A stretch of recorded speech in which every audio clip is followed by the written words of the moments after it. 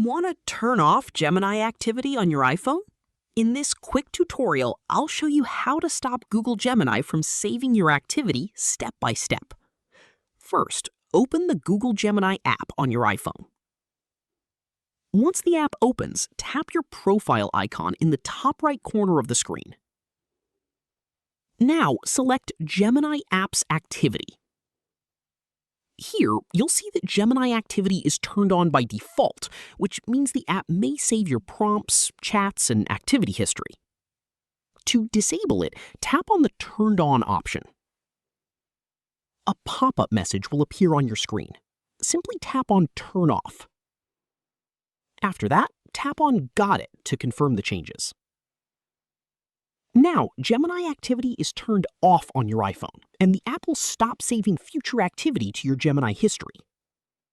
Keep in mind that turning this off does not automatically delete your previous activity.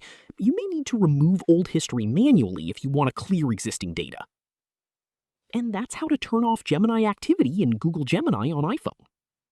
If this tutorial helped you, make sure to like the video and subscribe for more iPhone and Google Gemini tutorials.